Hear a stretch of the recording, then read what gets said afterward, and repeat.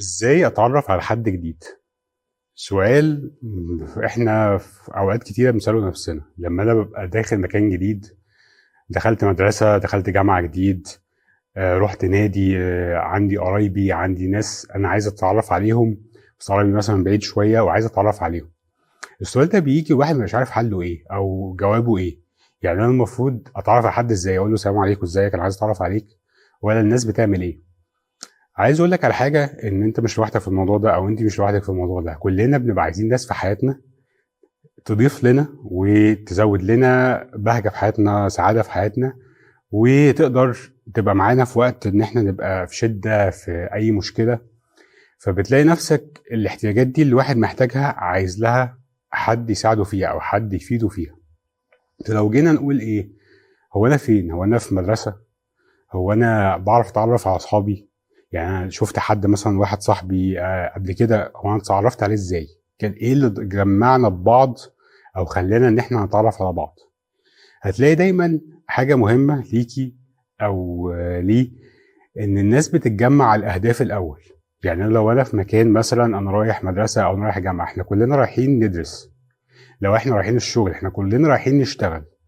فبتلاقي ان اول حاجه احنا كلنا رايحين نتمرن على مثلا، رايحين الجيم او رايحين نعمل اي حاجه، فبتلاقي اول حاجه خالص بتحصل ان الناس بتتجمع على الهدف. مجرد ما ابتديت تتجمع على الهدف ده، اللي هو سواء دراسه، سواء رياضه، سواء هوايه، هتلاقي الفرصه ابتدت تطلع ان انت تتعرف على ناس جديده بشكل تدريجي. يعني ايه؟ يعني انا مش اول ما اروح مكان هتعرف فيه على حد هتلاقي نفسي ازيك، عامل ايه، انا اسمي كذا وحياتي كذا وانت كذا وخليك البيست فريند بتاعي، او انت خليك انت صديقتي صدوقه وانت الانتيم بتاعي وهنحكي لك على كل حاجه.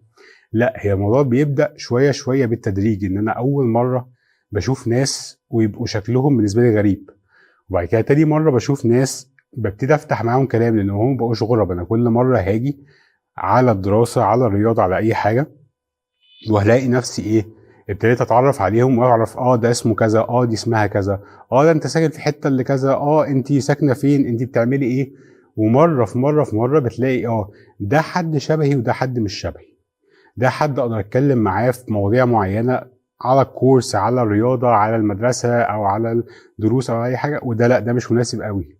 وتلاقي الناس ابتدت تتشكل وتبقى ايه، جروبس مع بعضها. مجرد ما بقيت جروبس ابتديت تفهم هو انت مين اللي بيناسبك ومين اللي ما بيناسبكش. ليه؟ لان انت ابتديت تتكلم مره، وانت ابتديت تتكلمي مره مع ناس، واحد او واحده في وسط الجروب ده، فابتديت تفهم بالظبط هو انا ايه اللي بيعجبني وايه اللي ما بيعجبنيش. اصل ده حد شبهي شويه، اصل ده لا مش شبهي، فانا مش هتعرف عليه او ما يهمنيش. ومره في مره في مره، طب ايه، طب انت رقمك كام، طب انت رقمك كام، فنقعد وبعد كده نتكلم مع بعض. طب هو ايه اللي حصل في المكان، هو في الشغل هم عايزين التاسك دي تخلص امتى، هو في المدرسه هو احنا المفروض امتحاننا امتى. فتلاقي واحده واحده في حاجات كومن بنتكلم فيها.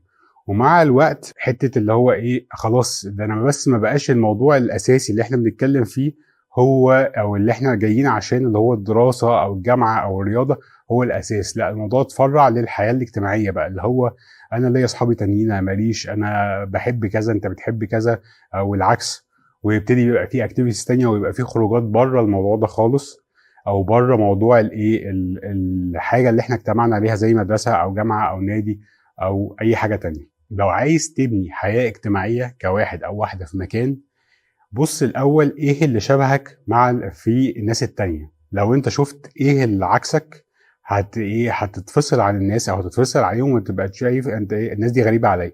لكن لو شفت اول حاجه خالص ان احنا اجتمعنا في مكان واحد عشان نعمل حاجه احنا عايزين نعملها او بنحبها، وبعد ما بنعمل ده نشوف طيب انا دخلت المكان اللي احنا كلنا مجتمعين فيه، طب يلا ايه اللي انا اقدر اعمله، او ايه الناس اللي شبهي، او ايه المواضيع اللي انا ممكن اتكلم فيها تدريجيا مع الناس مع الوقت، وابتدي اختار ده حد مناسب ليا، ده حد مش مناسب ليا.